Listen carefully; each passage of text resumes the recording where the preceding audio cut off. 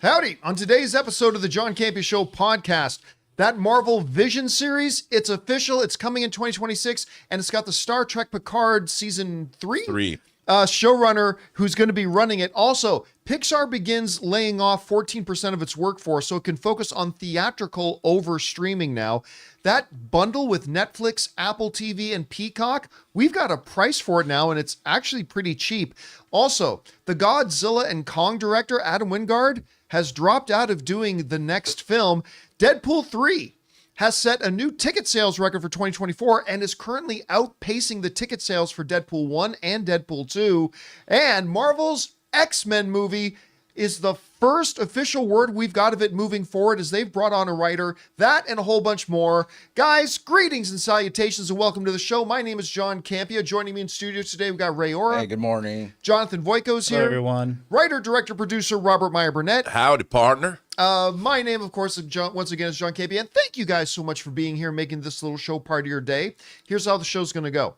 We're going to start off by talking about those predetermined topics that I listed off. Then in the second part of the show, we're going to take your live questions. How do you get a question on the show? Simple. By using our tip link that you can see right here at www.streamelements.com/JohnCampea/tip. The link is also in the description. And by the way, you can use this tip link anytime 24/7, and we'll just answer the question on the next show, or you can fire it in now if you'd like. All right, guys. With that all down, let's get things started with this, shall we? That on again, off again Vision show that they've been talking about doing, it's now officially happening. You guys will remember about 4 weeks ago, we did a story on the John Campea Show here saying that, hey, there is word that they're going to be doing this Vision show. Production Weekly may have accidentally, but let it out that there was scheduled time to start production on a Vision series, and everybody thought the series had been canceled. Well, now, according to Variety, it's on, and they've got Picard Season 3, which was most people's favorite season of Picard. Showrunner Terry Metalas is going to be show-running the series. Again, of course, now Marvel, after Bob Iger came back, they shifted to having actual showrunners on their shows. Variety wrote this. Marvel has tapped Star Trek Picard executive producer Terry Metalas to resurrect Vision, the synthezoid played by Paul Bettany, for a new untitled Disney Plus series set for 2026. Variety has learned exclusively. Bettany will return to the role, and Metalas will serve as the showrunner. Now, you know, for a while, there was word that they were going to call the show Vision Quest, which I have heard is not going to be the title, but who knows? Maybe it'll be another Agatha situation and titles will come and go or whatever. But I mean, I think this is pretty key, right? That we've not only gotten confirmation of the show itself, but that we've actually heard about who is actually now show running. And I think this is going to make a lot of fans feel pretty good, because while there was some mixed feelings about, I mean, personally, I really enjoyed Picard Season 1. I really liked it. Season 2, I think everybody would agree, was a step down from there. But Season 3 tends to be the one that everybody liked the most and pretty much feel like they knocked it out of the park. So I think this is going to be good news for a lot of people across the board. Rob, I'm sure you're pretty tickled about this. What do you think about this news? Well, honestly, I think this is Terry's probably Marvel's best hire since James Gunn. He's a fan who goes back in genre television quite a ways. He began his career, he was in post-production on Star Trek Deep Space Nine. He worked on Star Trek Voyager, Star Trek Enterprise. And I think if you really want to look to something that he did to give you great hope for the show, one of the things that he did was he was the showrunner of the 12 Monkeys TV series, which a lot of people like. 4 seasons of some of the best, if you're a fan of time travel, some of the best time travel material I think ever put on TV, quite frankly. And what he did with Star Trek Picard Season 3 was pretty miraculous. But the thing about Terry is his knowledge of genre programming and movies goes deep. You know, he has a number of DeLoreans, full-size DeLoreans. Really? That he loans out whenever the DeLoreans make appearances. I mean, he's deep. He just got a full-scale Johnny Five from Short Circuit.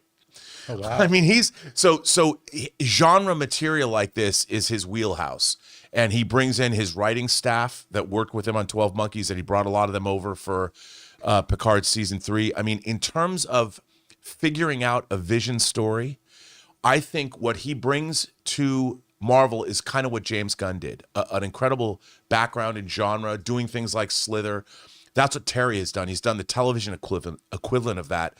And I could not be more excited, not just for him to be working with Paul Bettany and Kevin Feige, but, you know, there's a little cabal at Disney. Terry joining the cabal. There's Steve Asbell over at 20th Century Studios, who I like to call a quiet king of franchises, who did Omen, who did Kingdom of the Planet of the Apes, who has Alien Romulus. He shepherded Prey, the Predator movie Prey.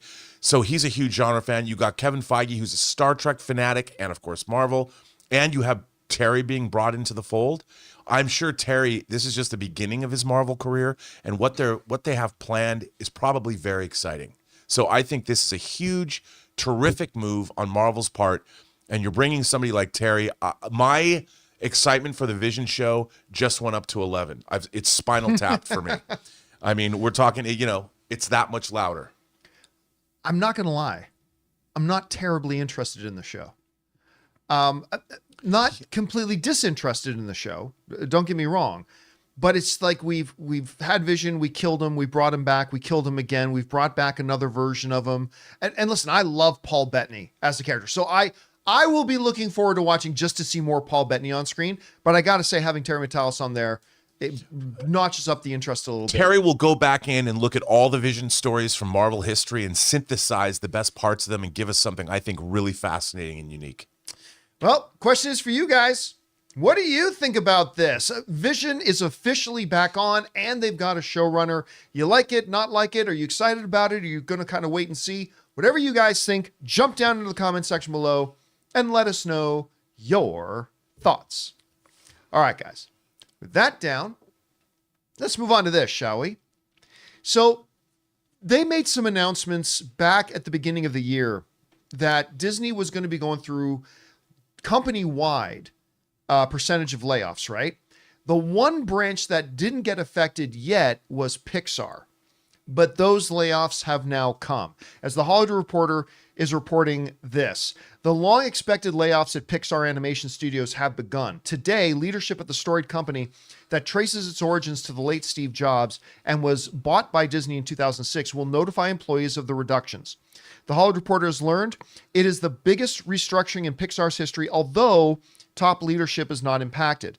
Approximately 14% of Pixar's workforce, or around 175 employees, will be let go before the reductions. Approximately 1,300 people work at the animation studio. Now, it does mention down here, too, that Pixar employees have known about the layoffs, have known the layoffs were coming, if there's some solace to be had, in that its reductions are less than the 20%. Because back when they announced layoffs, they said they were going to be 20% of Pixar was going to be laid off. It actually ended up only being 14%. Now, why these layoffs are happening at Pixar, to me, is kind of the more fascinating part.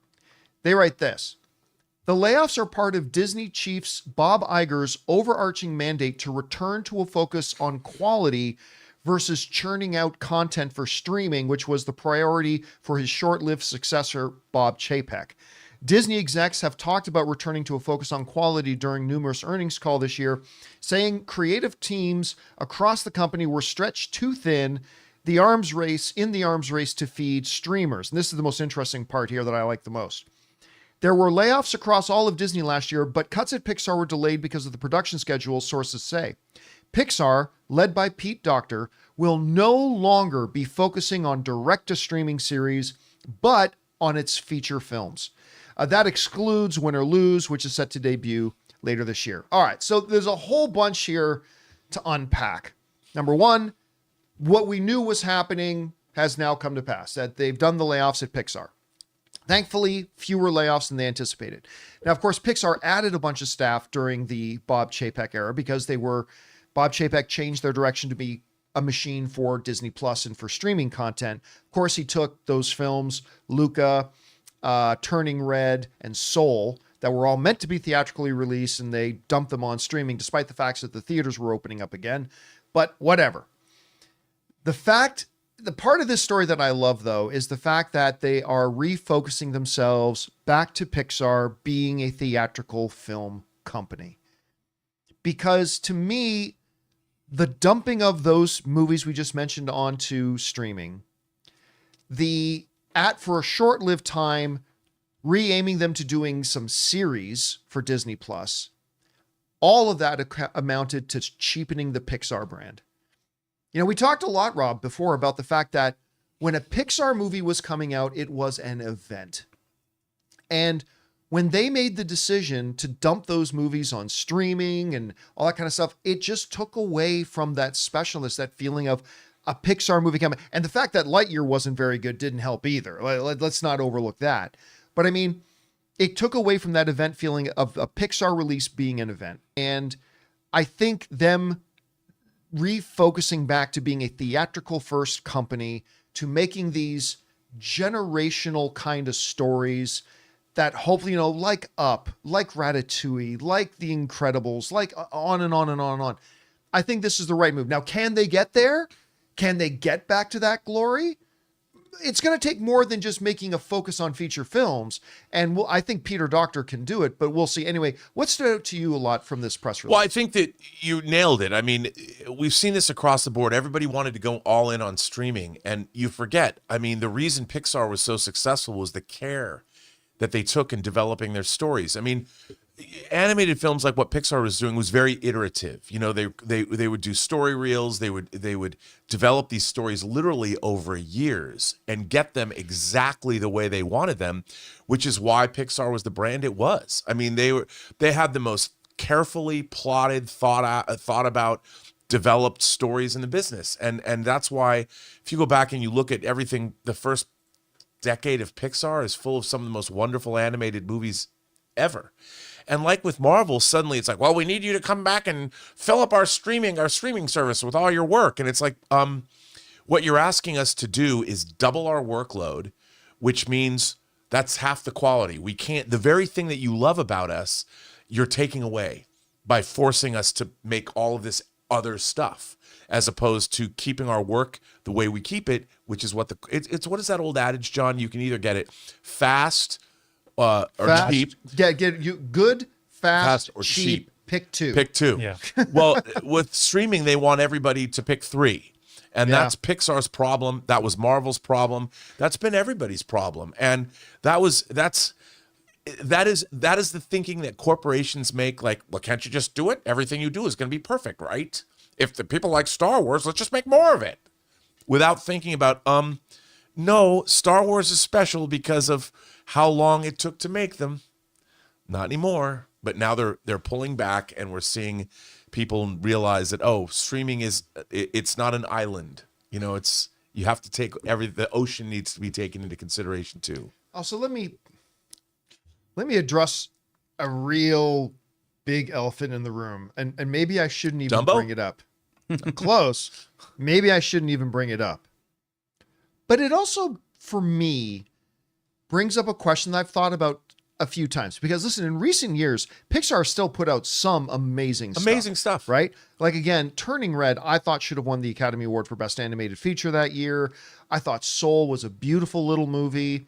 Obviously, I love the latest Toy Story film. You know, Elemental. Coco is amazing. Coco, Elemental. Yeah, they've done some great, great stuff. Is it just me? And maybe it is. But when John Lasseter left, you know, while Pixar has made, and by the way, I understand why they had John Lasseter move on. That's not up for debate. I'm not debating that. I'm just saying that during the John Lasseter era, the era of the original Toy Story, the era of Monsters, Inc., the era of, you know, when like there was something timeless. No, I don't know that I loved Elemental. Loved it. I think it's a marvelous movie. Don't know whether we're going to be talking about it in 10 years, right? The way we talk about Ratatouille, the way we talk about, you know, The Incredibles, the way, you know, I love Turning Red.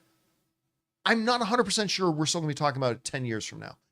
So I don't know if that's part of the thing. Like, Pete Docter has done a great job taking over. But do we feel still today that absence of John Lasseter?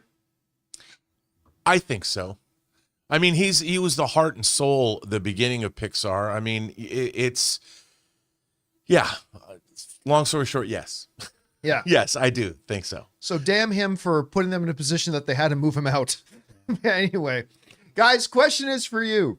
What do you think about this? I mean, it's unfortunate there were layoffs happening at Pixar, but they've known for months that these were coming. And at least the layoffs are smaller than what they thought were going to be. But more importantly, the focus back on theatrical feature films as opposed to just churning out content for the streaming service. Whatever you guys think, jump down to the comment section below and let us know your thoughts. All right, guys. With that down, let's move on to this, shall we? You know, in the age of the streaming wars, everything's been getting more expensive. The streamers just constantly up and up and up and keep cranking up the prices of all the streaming services.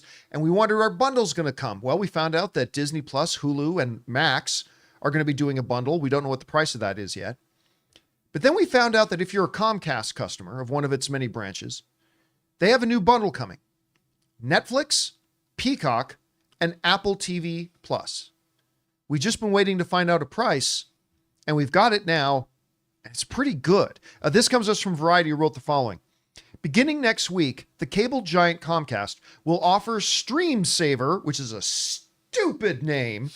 Anyway, we'll offer Stream Saver, a package that includes NBC Universal's Peacock Premium with ads, Netflix Basic with ads, and Apple TV Plus for a discounted price available to TV and broadband customers in its footprint. As an add-on to Comcast Xfinity TV or broadband, the Stream Saver bundle will cost $15 a month, a discount of at least 35% compared with the price of the services purchased separately. So, obviously we all got to have our Netflix. Whether you need to have Peacock is up for debate. I do because I watch so much of The Office and Parks and Rec. So I got to have that. Apple TV, I think, is a must. Apple TV, by the way, finally watched Sugar. You I texted you last night. I was like, oh. I guessed the twist in episode 4, but very solid show. It's really good. It's a really good show. Yeah. Very solid show. But anyway, what a wacky twist. But the Apple TV Plus is just killing it. Yeah. Absolutely killing it. Yeah. So that's a must. So if you add up the with ads for Peacock and the with ads for Netflix and Apple TV Plus, saving 35, they're saying at least 35%, so maybe up to 40%. That's a good savings. Now, of course, the big caveat to all of this is that you've got to be I keep wanting to say charter, a Comcast customer. Right. Whether that's you're a cable customer or if you just use their internet service or whatever, as long as you're in their footprint. Cable is back, baby. Cable is back. Ray was saying before the show started, he goes, yeah, now they're going to add more to the bundle. Oh, and then later they'll put a special decoder box in your house. And then to make sure you're getting the best signal, to run a cable into the house to make sure they're doing it. I mean, we're pretty much heading back to cable. Right. Hey, listen, Jonathan was complaining earlier before we started the show that that's usual. That's normal. We call that Wednesday. Yeah. It's Netflix Basic. Right. I was wondering if they would offer several tiers of this. But I guess if you're Comcast, you want commercials in there. So I don't know. Listen, it's going to save people 35% or more. Good deal, bad deal. Were you expecting better? Are you surprised they don't have a more expensive plan with the ad-free versions? What do you think? I mean, look, this is a basic version, which I think works out at this day and age. Come on, every little bit helps when everybody's gouging everybody for whatever pennies they can get. I think this is fine. I mean, look, for me, when I want my streaming services, I want full 4K. I don't want ads, so I'll pay a premium. But for most households, this is a great deal. I mean, it's bizarre. I'm wondering if they can come up with an acronym like Peacock, Apple, and Netflix. So PAN. What are they gonna have a name like? Netcock. That's what it is, ladies and gentlemen. I don't know what it's Netcock gonna be. Plus. But Netcock Plus. You know what though? Somebody make the T-shirt. Oh boy, but no, I think this is good for a lot of people are going to take advantage of this. Dude, commercials now are insufferable. Not only are commercials insufferable because they're commercials, but where's the creative commercials now? The commercials are just bad. They're saved for Super Bowl. They're bad. Yeah. Bad commercials. Bad. You commercial people, get more creative. But you know what? You're telling that to the people who named this bundle Stream Saver. Well, that sounds like something I put on the edge of my toilet.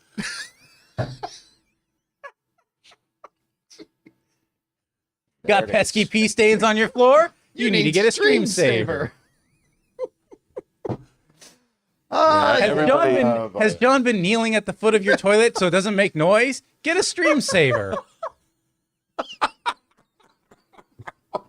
Screw you for bringing that back up. I make myself vulnerable. I share an embarrassing moment and throw it in my face. I know. What? You gotta do. Oh, Do what you gotta do. Okay, look, I think ultimately how good or how bad of a deal this is going to be will be determined when Disney, Hulu, and Max, because honestly, that's the big one, right? Like, for those of you who might have missed that, it's already been announced that Disney Plus, Hulu, and Max are going to be doing a bundle together, but they haven't announced the price and whether or not they'll offer different tiers as well. So how good of a deal this one is will, I think, really depend on how good of a deal the Disney. they should call that DAM, DHM. Damn, Daniel. I think if they are threatened by this bundle, I think they might go for a lower price. Like aggressively, get really aggressive. Yeah, but then like it'll get to the point where they're all just gonna join up together. It's like the gas wars. The big bundle. Yeah, with a box and a landline. The box and the landline. No, they call it the big bundle. The big bundle. So yeah, you're right. It's just going called back to damn.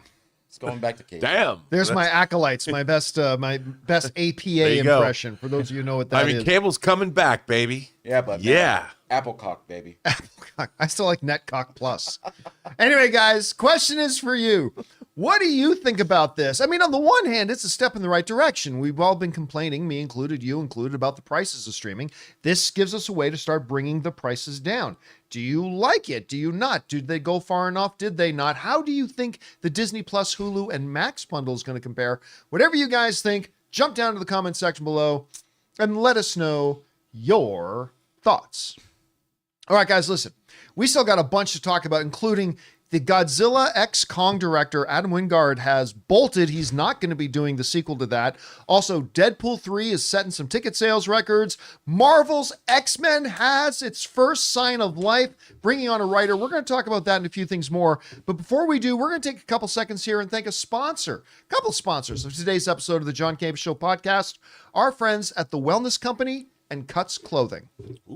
Guys, we want to thank a sponsor of today's video, The Wellness Company. Okay, so you wake up with a scratchy throat, congestion, runny nose, and cough. You know your body. You know you're getting sick. So your choices are tough it out, get sick and take time off work, or hope the doctor can see you this month, or wait 2 hours at urgent care and sit in a room full of sick people, or open your medical emergency kit. Match your symptoms to the doctor-recommended prescription. Start on the right meds and nip this in the bud now. Your medical emergency kit is not a first aid kit. It comes with doctor-prescribed meds to treat over 39 medical issues. Strong antibiotics for infections of all types, strep throat, pneumonia, UTIs, bronchitis, and so much more. Plus, a doctor's easy guide so you'll know exactly what to take and when. There's no waiting to see the doctor, no waiting at the pharmacy. It's all in here. Every home should have at least one medical emergency kit. Order yours online in just minutes.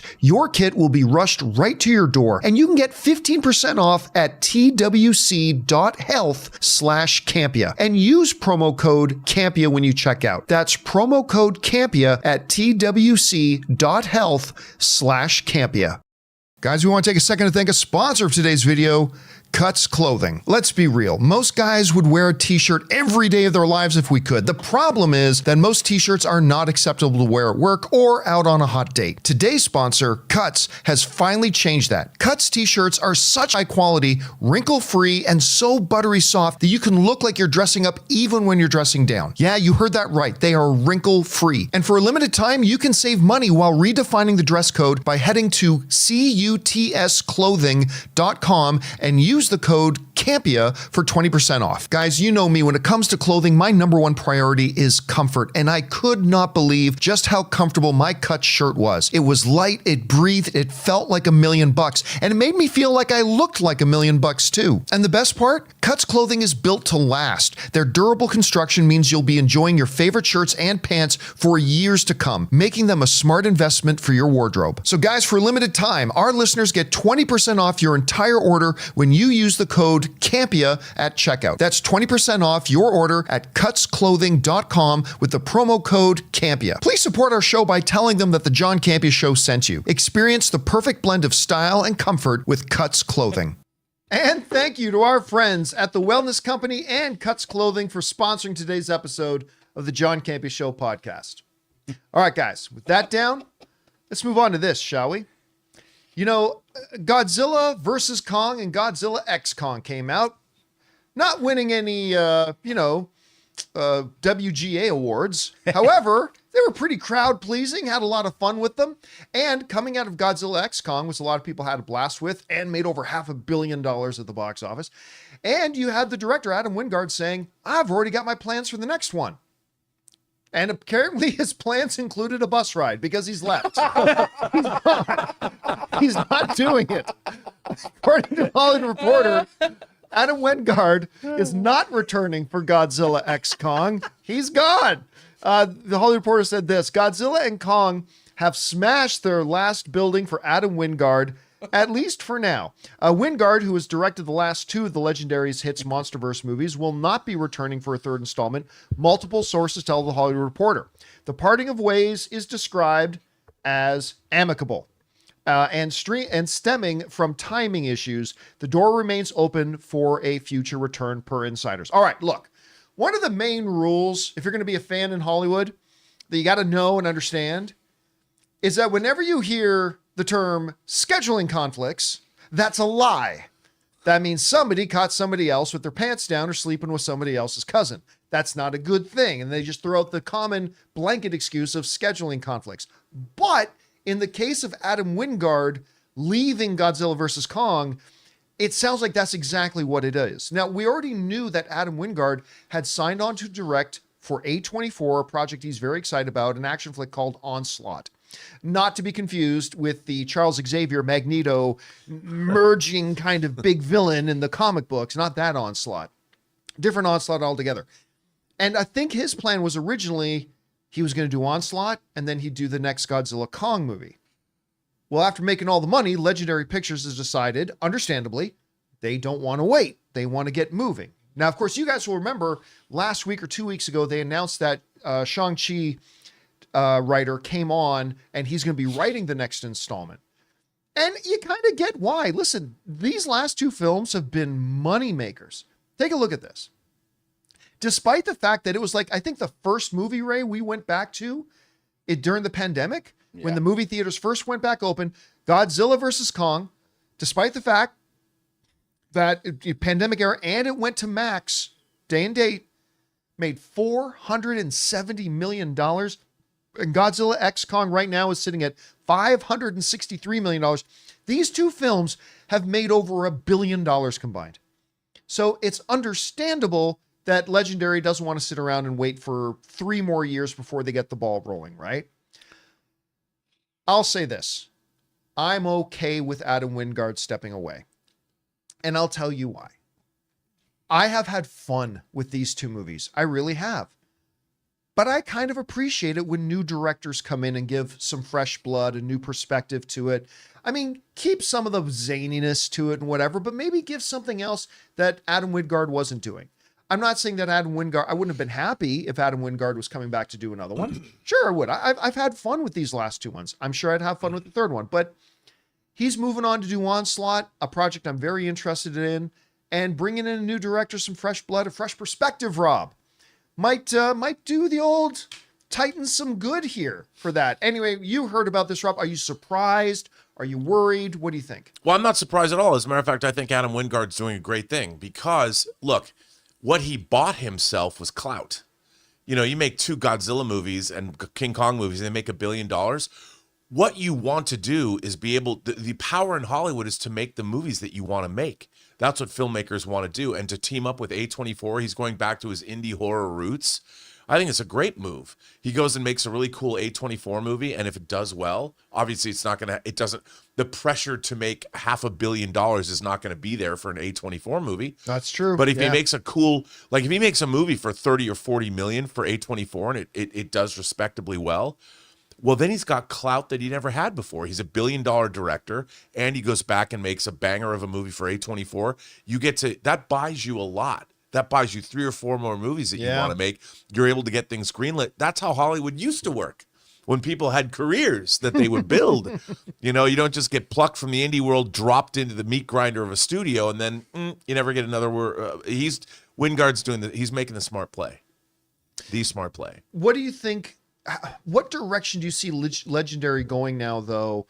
Now that they're moving on from Adam Wingard, at least for the next one. I mean, it sounds like the article at least makes it sound like they could work together again in the future. Sure. But for now, do you think they will try to keep the next film as much the same tone as the previous two? Do you think they'll take the addition of a new director as an opportunity to maybe change it up a little bit? Yeah. How do you see them going with this? I do. I look, the tone, this goofy tone is working.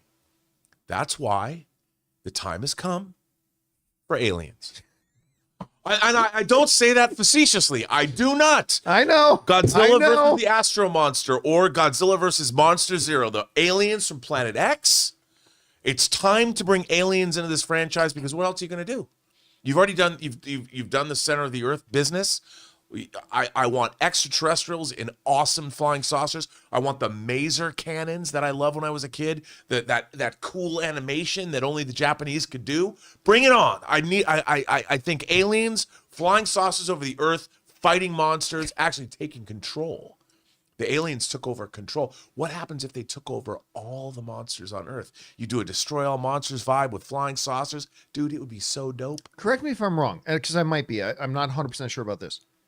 Was Legendary not behind Pacific Rim? Of course they were. So they were. That would be the only thing better than Aliens. It's the crossover Pacific Rim. Which, by the way, if they were to do that, that's some Avengers level box office right actually, there.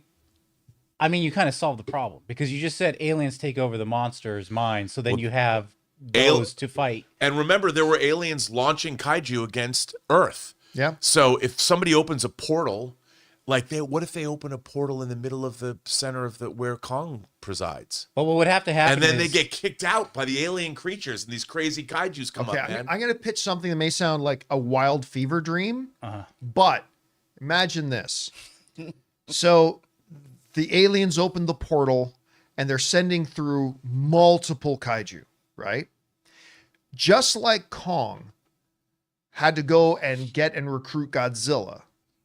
What if you literally have humans and Titans working together? That's what I was gonna you say. literally we've got 15 kaiju here. Quick, we need to deploy Kong, Mothra, Godzilla, and name 12 other. And you literally get 12 Titans against 12 kaiju. The Avengers, and we've already Avengers seen level event. the glove. That was the prototype of the. Yeah. So it'd be like a prequel to Pacific Rim. And you know who you get to direct it? There's one man. Ronald Emmerich. No, man. Guillermo del Toro, bring him back. Oh, yeah. This is the movie he was born to direct.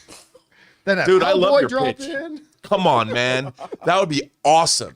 But you've got to have alien saucers, too. You've got to have extra. Well, that's what brings in the humans to team up with. It's not just the monsters because what are they called in Pacific Rim? The Jaegers. So you have Jaegers teaming up with It would be the proto Jaeger. It'd be the beginning of the and the thing is, maybe all the monsters go into hiding. All of our Titans go into hiding, and that's why we don't see them in the Pacific Rim movie. They could just rip off that scene from the first Avengers, and a Jaeger holds up like a shield. Godzilla blasts into it to reflect off the shield into like someone else. But here's the deal. Here's the kicker. All the pilots of the Jaegers, they've all retired. Yeah. So there's only one pilot left. Maverick. There we go, baby.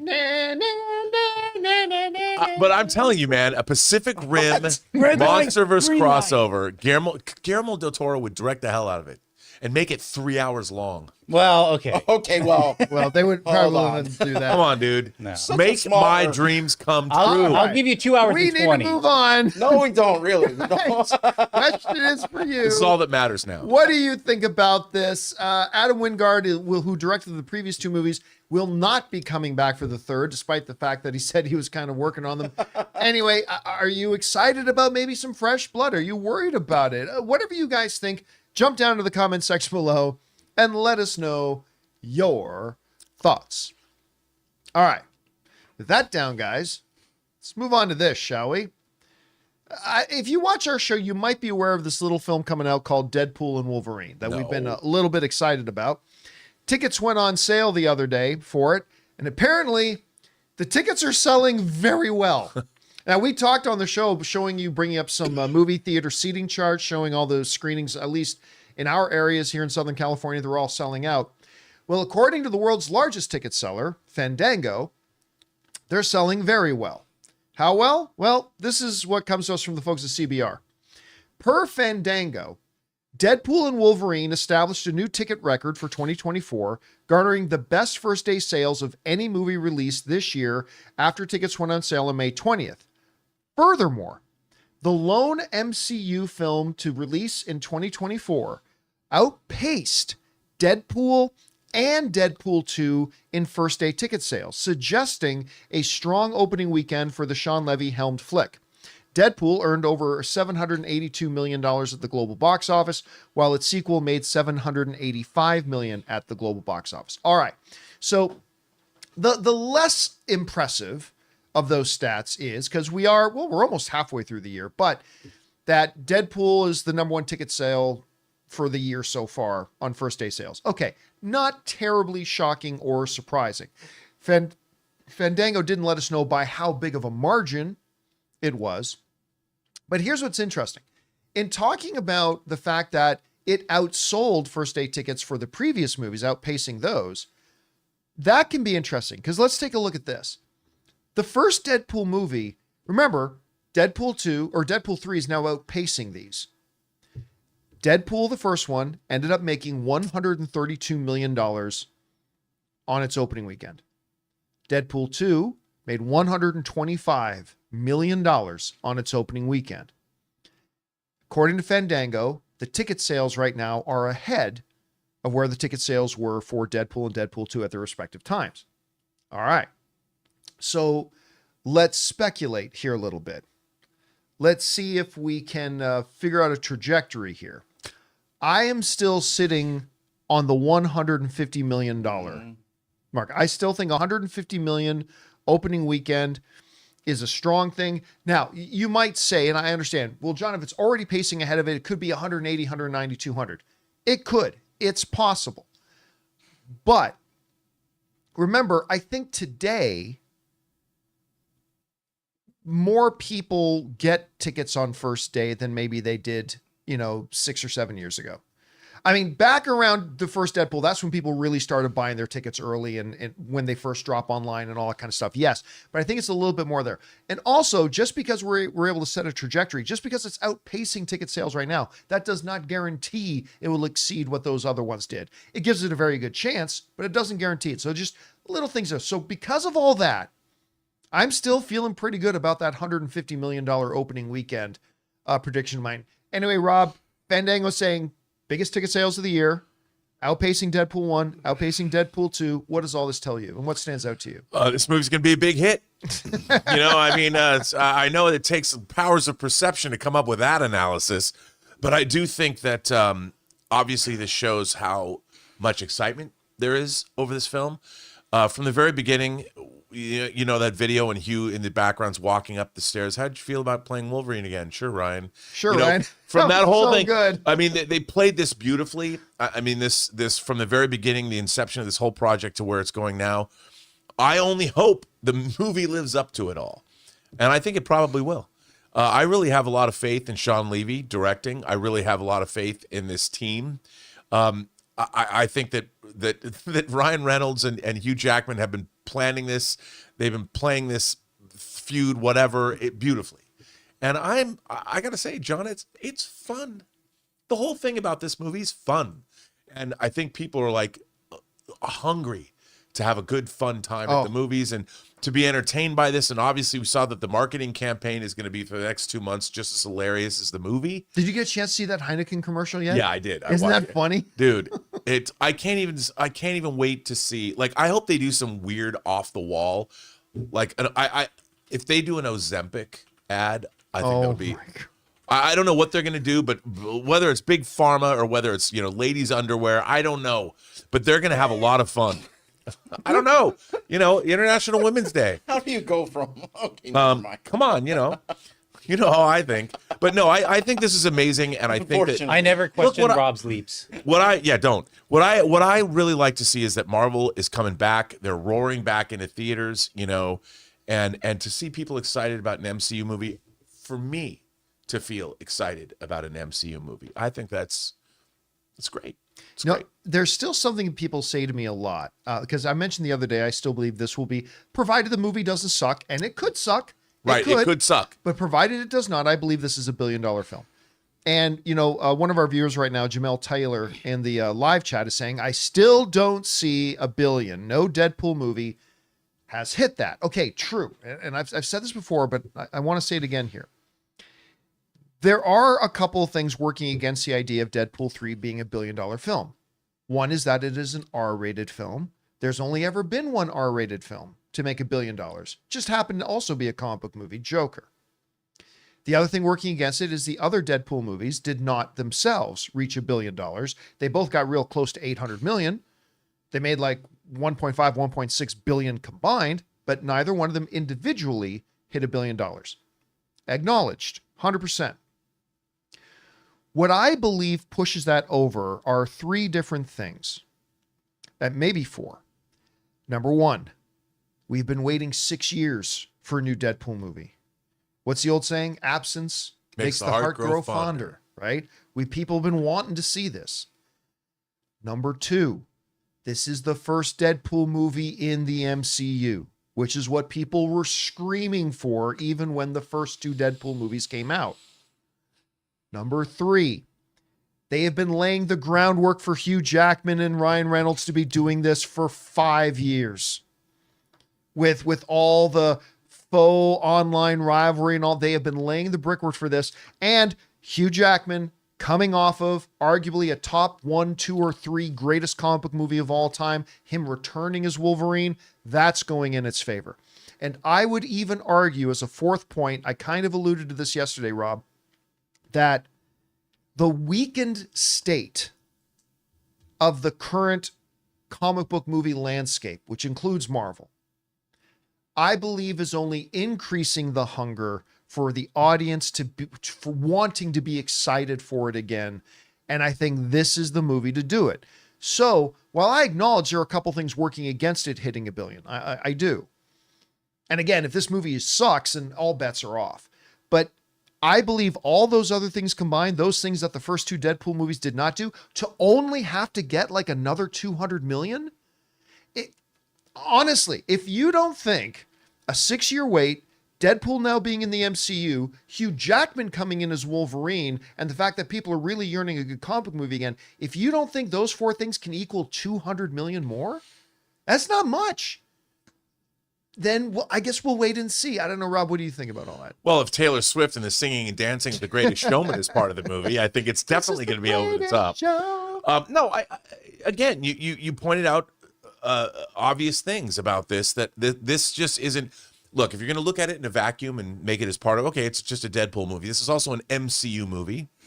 We've moved from Fox over to Marvel, and I think that this has a lot more going for it if cameos themselves, if they're used in an interesting way, and if this movie's wildly entertaining, and it becomes already it's a zeitgeist movie, already everybody's excited about it 2 months out.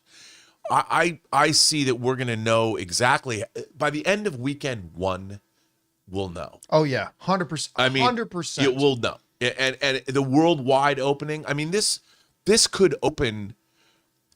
I see this movie, maybe because it's R-rated, I can't say this, but there's probably as much excitement around this as there was for Infinity War when it came out. Ooh, I don't know if I'd go that far. Because you're talking about the culmination of like I know 12, 13 years of filmmaking. I know, I get it, but that was I'll say No Way Home. I'll put this on the level, yeah, the anticipation, excitement yeah, level at of No Way least Home. absolutely. But I think that yeah, that's fair. Yeah, maybe Infinity War is too much, but I mean that translates to like a 260 million opening if you're saying No Way Home. yeah, I mean, No Way Home made how much money? Yeah, No Way Home it had one of the biggest. Ray, what was the opening weekend for It No was Way 260 Home? It was 260. and 357 Yeah, for Endgame. I know. I don't see Deadpool. I'm just saying I feel kind of the enthusiasm for it. But here's the crazy thing: we're still 2 months out. Yeah. They haven't even really started their marketing campaign yet. But No. I still think 200 is out of. I just don't see it making 200. The one thing this doesn't have is families. You can't bring kids to this. you can. I mean, you could if you wanted to. Yes, I mean, see, that's the thing. There are countries in this world. I think it's been a while since I've been there, but I think in Canada as well. There are countries in this world where if a movie is rated R, that means kids can't go. But in America, absolutely, kids can go to an R-rated movie if they're with their older brother. Sure. Or somebody who's 18. Kids can go. But you're not going to take your 8-year-olds to see this. I'll bet you anything Well, there are I going to would be if I 8-year-olds. had them. I would. When we go opening day, I guarantee you're going to see some 8-year-olds. Uncle in Bob, that can we go theater. see Deadpool and Wolverine? Yes. Yes, we can. Yes, we can. Absolutely. Just meet me there. I'm already there in the theater. Go ahead and. Uncle Rob, what's cocaine? I think the lowest that this is gonna go is it's gonna at least get Doctor Strange, Multiverse of Madness, box office right there. Opening weekend or overall? Overall, So like the 800s. In the 800? Yeah. Oh, yeah. I think that's the floor. Yeah, I think, that's the floor. and listen, if it makes $800 million, that's a massive hit. And it'll be the highest grossing Deadpool movie ever. I still think $1 billion's on the. I mean- Multiverse of Madness opened to 187, so that could be a good million. So that could be a good Yeah. range. and I'm trying to bring up a point. I bring that up only because with Multiverse of Madness, that was my most anticipated movie that year. But after I saw it, and all the spoilers, or at least the big spoilers Right. that happened, there was no need for me to go watch it again. I hope this is different. I hope after everyone's got all the Yeah. spoilers out of the way and seen it. I hope it's a good enough movie where I'm like, that was so much fun. I need to go back and watch it. I didn't get that with Multiverse of Madness. Yeah, As soon as you I did seen with No Way Home, and you yeah, did with as soon as I Endgame. seen what everyone else saw, with Mr. Fantastic, obviously, and all that stuff, there was no urge for me to go back in the theater. No Way Home, I wanted to watch it again, at least one more time, but only because of the theater reaction. The movie, I could have been fine without watching the See, movie. here's the thing for me. Like with all the possible cameos, none of those are important. Like they're fun to talk about. Like we did a whole video discussing a breakdown of which cameos we could see and which ones we may not. But at the end of the day, they're not important. I'm going to see Deadpool to see Deadpool Right. and Hugh Jackman as Wolverine. That's what I'm going. If you add in a whole bunch of cameos and they're fun, great. If you adds a little seasoning to it, great. But if they're not, no problem. I'm going to see Wolverine and Deadpool. And we want a good story with Wolverine and Deadpool. and I'm sure they will. And I think, again, these advanced ticket sales are pretty phenomenal, especially being 2 months in advance. So anyway, guys, the question is for you. What do you think about this? Fandango is saying, well, it's the number one ticket sale so far this year, and it's outpacing the first two Deadpool films. How big of an opening weekend could it end up being? Do you see it eclipsing the original ones? Maybe not. Whatever you guys think, jump down to the comment section below and let us know your thoughts. All right. That down, guys. Let's move on to this, shall we? Kind of staying in that realm of Deadpool and the X-verse. Everybody's been waiting. When are the X-Men coming? When are the X-Men coming? Now, of course, in the Miss Marvel series, they mentioned she might have a great scene. By the way, great show. If you guys haven't watched Ms. Marvel, watch it. It's a absolutely delightful show. Anyway, there's this great scene where one of the guys mentions a mutation. And then in the background, they very subtly, they have the X-Men animated show theme music playing. Doodle-doodle-doo-doo-doo, right? So, and of course, we got Hank McCoy. We got Beast, voiced by Kelsey Grammer, pops up at the end of the Marvels. So you can kind of say, well, and Charles popped up in Doctor Strange: The Multiverse of Madness. You can sort of maybe say the X-Men have arrived already, but they haven't yet, really. We knew at some point we were getting an X-Men movie, and today, for the first time ever, we've got our first real official movement on an actual X-Men movie. They've got themselves a writer. This comes to us from the folks over at Deadline, who are saying X-Men movie at Marvel Studios gains momentum as Michael Leslie comes on as the screenwriter. They write exclusive. Following the success of its animated series, X-Men 97, Marvel Studios is now ramping things up on its live-action X-Men movie with Hunger Games, The Ballad of Songbirds and Snakes scribe Michael Leslie. By the way, he also directed a movie I really like, the Michael Fassbender version of Macbeth, which I really like that movie a lot. And this guy did the screenplay on that. Anyway, in negotiations to pen the movie. The film is still in early development with no talent or director attached and no release date set. Marvel Studios president Kevin Feige will produce. All right. I feel like the Michael Scott meme from The Office. It's happening. It's happening. This is something. This is a day that people, ever since they made the announcement that Marvel or Disney was buying Fox, that people, aside from the Deadpool news, have been waiting for. X-Men are coming. And this is the first official kind of word that we're getting on this. They're actually going to start developing an X-Men movie. Now, this is probably earliest 2026. Yeah. More likely 2027. If they're just going to start the writing development of it right now. And you know what? They might just be bringing this guy on to write a first thing to be a base foundation to start building their ideas off of. We might still be a long ways off from getting our first X-Men movie, but this is the first official step. And it's exciting, and it brings up a lot of questions. Is it going to be the classic Xavier Magneto? Are we going to have the Brotherhood of Evil Mutants? Is it going to be the original, the OG X-Men that we had in the comics, which of course was Cyclops, Jean Grey, Iceman, Beast, and Angel? That was your original lineup. Or are they going to go more original lineup from the movie lineup that they had, where you have Storm? And again, it's going to bring up the question about, do you start X-Men with or without Wolverine? I can't imagine a reality that you don't start your franchise with the property's by far most popular character. So I think it's a no-brainer that they do that, but you never know. You never know. How on earth do you bring in the X-Men to the MCU, where the whole conceit of the X-Men storyline is that for ages they have lived here and trying to deal with the prejudice of being mutants against being mutants, and them trying to fight for a world that both hates and fears them. How do you do that in an MCU where they never even heard of mutants before?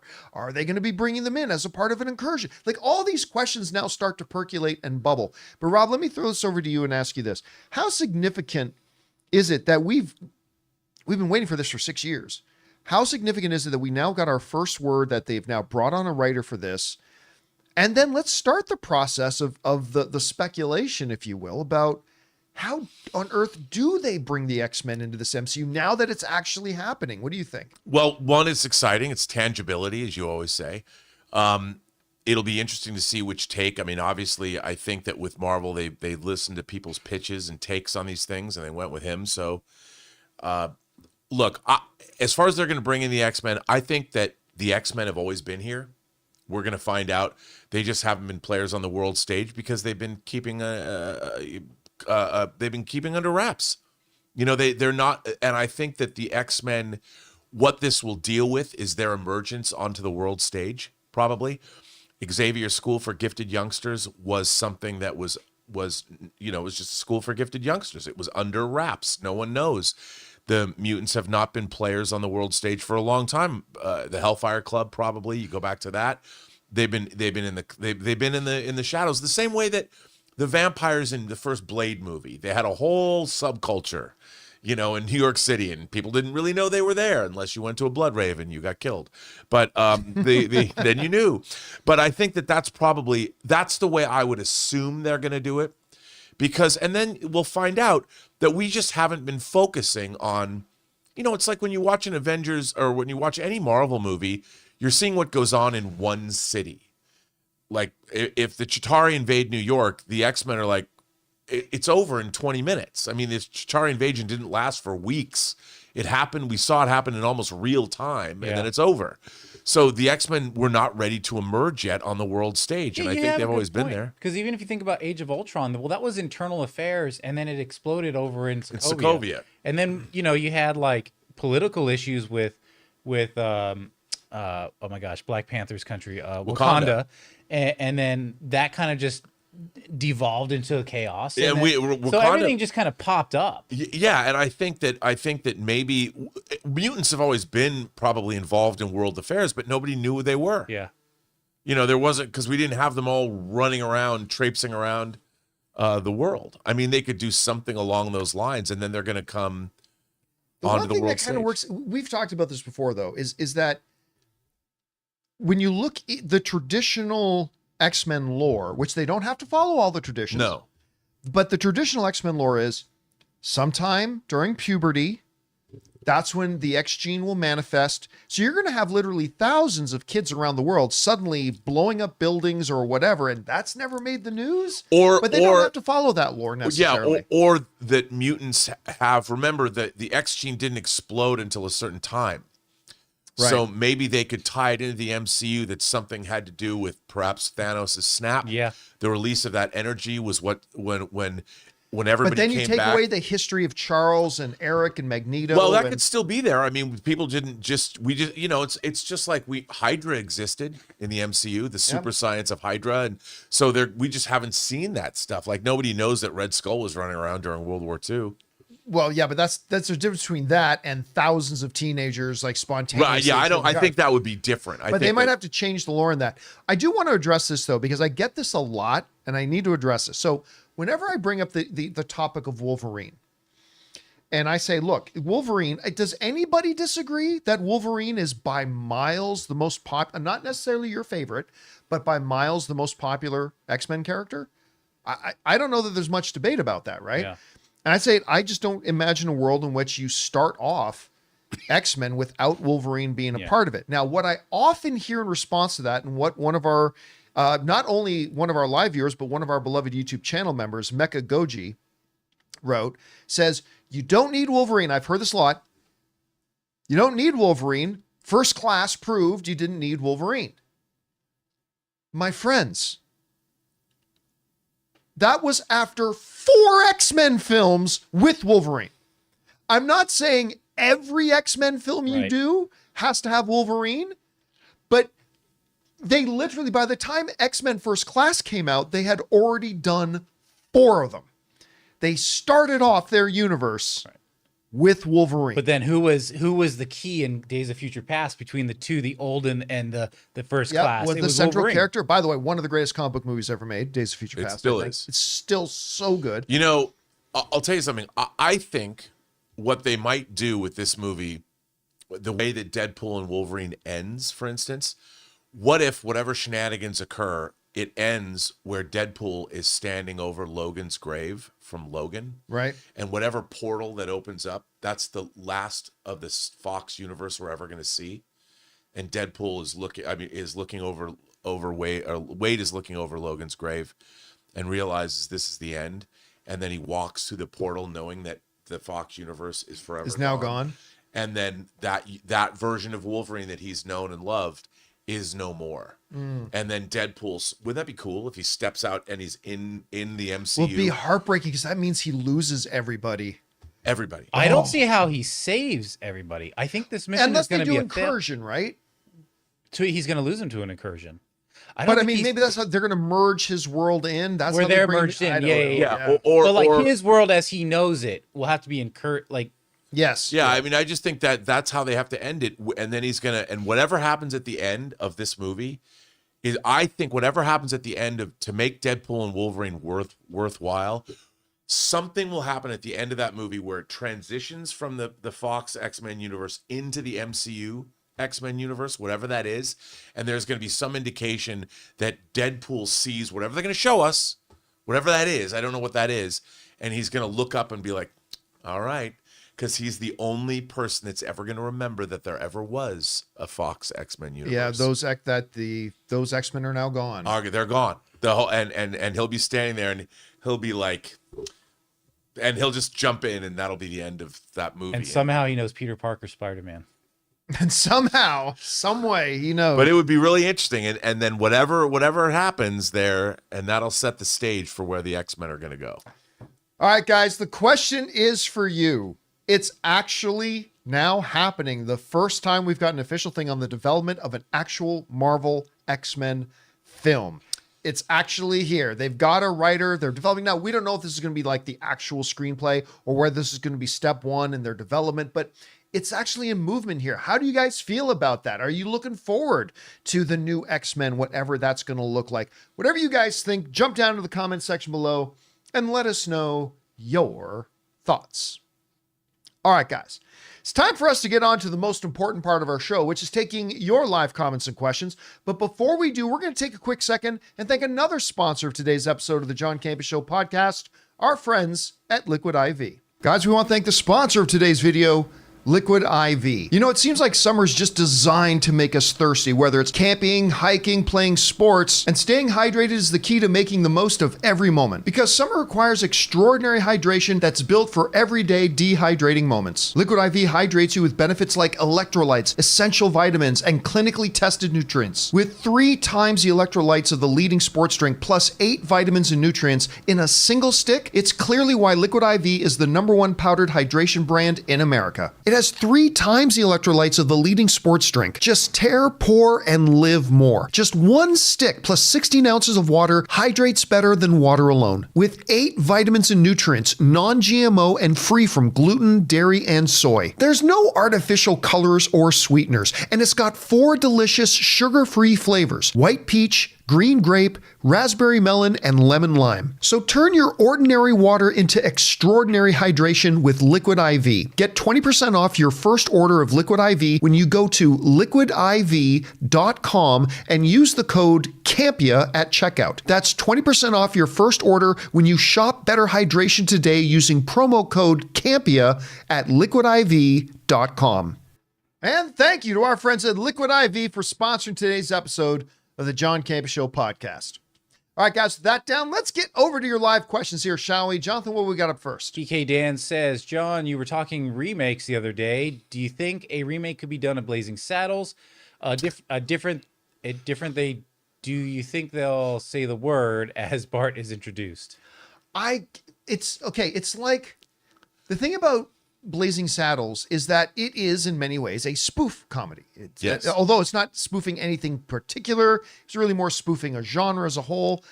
I don't see how you remake spoof movies. Like, you don't remake Hot Shots. Then it's the same jokes over and over? Yeah, like you can do a new Hot Shots, the new class or something, but I don't see how you remake spoofs. No. I don't know, Rob, what do you think? Yeah, I mean, Blazing Saddles also sends up Hollywood itself. Yeah. Right? And I just think it's a different time. Different Hollywood. Yeah, it's a different Hollywood. The jokes are different. It would be awesome to do a movie that's as skewering as Blazing Saddles was at the time to this day and age. The problem is, I don't know if people have enough of a sense of humor to survive it. To that, I now always say the Tom Brady roast proves they do. Yeah, that's the Tom true. Brady roast proves, people can handle humor and I jokes. guess, they can handle certain things, but there's certain, I think there's subject matter that a new Blazing Saddles would go after that a lot of people would be like, you can't say that. You don't have to have new Blazing Saddles. You go see Michael Jai White's Outlaw Johnny Black. Right, yeah. He did it. All right. Yeah. What's next? Amin with a 2-parter. Over the weekend, I went to Pirates of the Caribbean, Curse of the Black Pearl in concert. Oh, nice. It was awesome. I love the score to that. It's great. Had been a while since I rewatched it and forgot how fantastic of a film it is. Great action and perfect balance of humor and jokes, though clearly not as good. I personally really enjoy the second and third film as well. They definitely have stupid moments, but the story in that trilogy was pretty engaging, especially in the second. And Davy Jones was a great villain. Fourth and fifth films, not as good. I mean, here's the thing. Pirates of the Caribbean, I still remember going all the way back in the days on the movie blog talking about what a dumb idea it is to do that as a movie. Really? A theme park ride you're going to base a movie on? And I love the first Pirates of the Caribbean. It's great. The whole franchise went downhill after that. Yeah. I mean, there were still a couple of good ones, but they were never great again.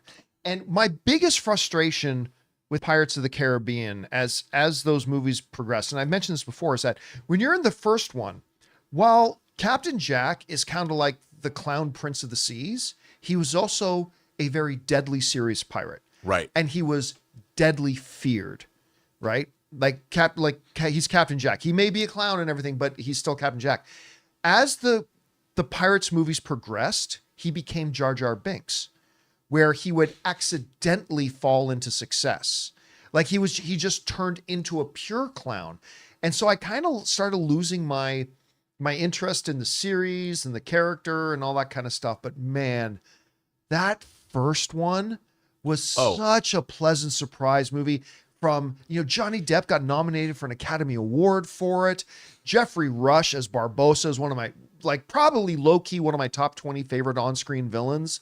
And then the score, bum bum ba bum. I still today can't hear that score without getting goosebumps, wanting to go off on adventure, just from hearing the music. I just love that movie. I agree. I mean, also the thing in the first movie is Johnny Depp, Captain Jack's putting on an act, so people underestimate him, and it's part of his tool set. And then, like you said, they turned him into a clown, and they got rid of the fact that he knows exactly what he's doing. He's like a Willy Wonka. Like Willy Wonka does all this crazy stuff, but Gene Wilder knew exactly what he's doing. It's always a test. But I will say this: I have a fondness for the third one, At World's End, because the fantasy aspects of that, the visuals of the whirlpool. That's the one with Davy Jones, right? Yeah, at the beginning, and with it's got Chow Yun Fat in it. I mean, from a fantasy film perspective, I think that movie has a lot to love. I did not like the second one very much, but the third one I love. All right, what's next? Okay, we got it's the Die Hard with a Vengeance of the franchise. Shane Akers says, hello, crew, longtime viewer, lover of the show. I had an epiphany recently regarding Deadpool and Wolverine. Was wondering what your thoughts on the matter were. What are the chances Steamboat Willie makes an appearance in The Void? That would be hysterical. Well, I mean, look, the thing about Steamboat Willie, of course, everybody's talking about that because he's now passed into public domain, but this is a Disney film. They've never had to worry about public domain. Right. If they wanted to have Steamboat Willie pop up in one of the MCU movies, they could have done it.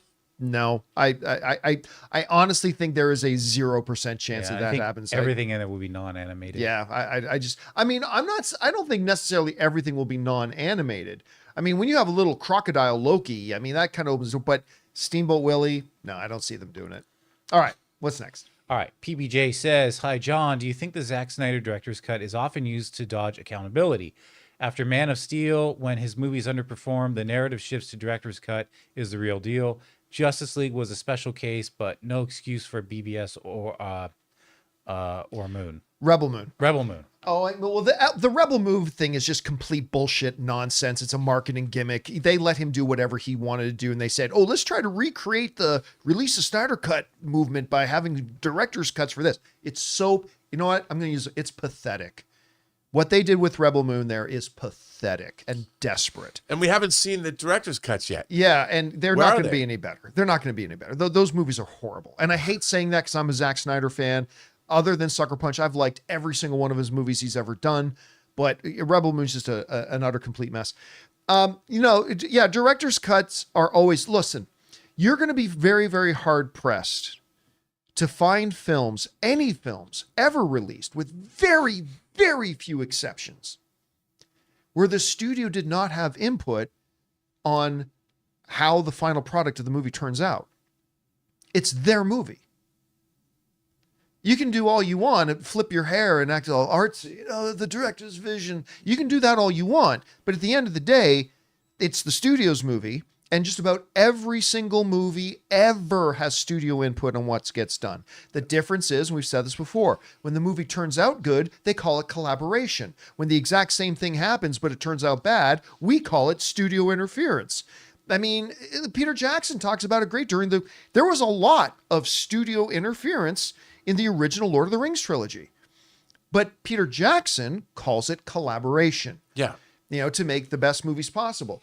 I do think, Rob, look, I think there are situations, on one hand, you can count a few situations where maybe a different vision, a director's cut actually does something interesting to a film.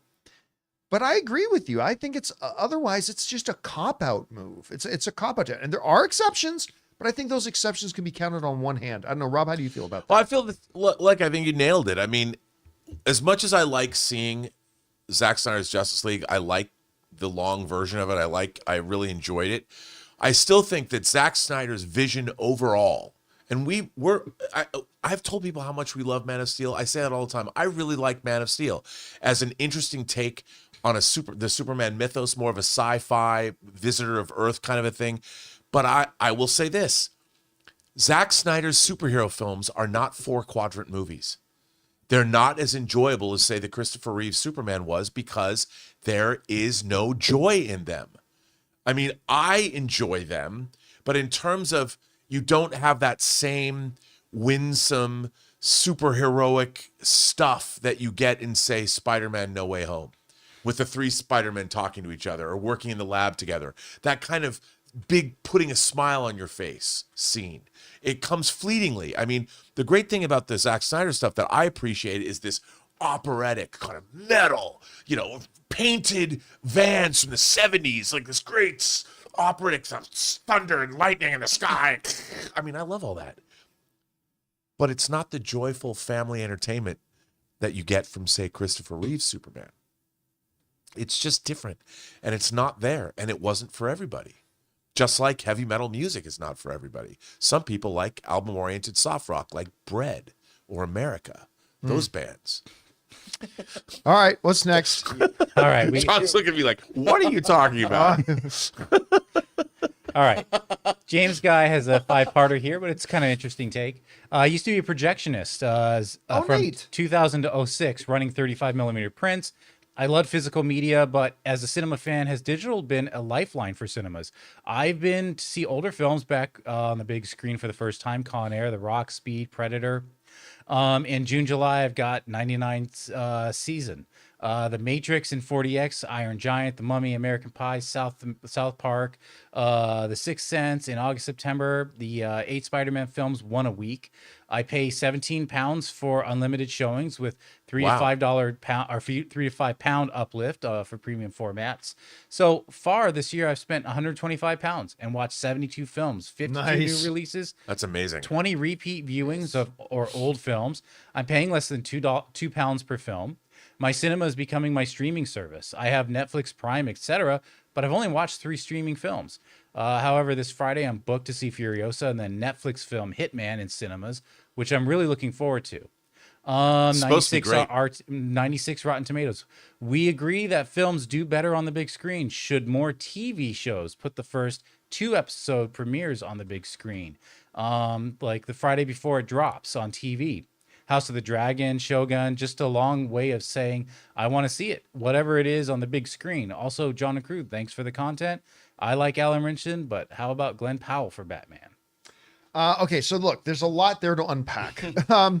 Let's start with digital giving new life to cinema. 100%.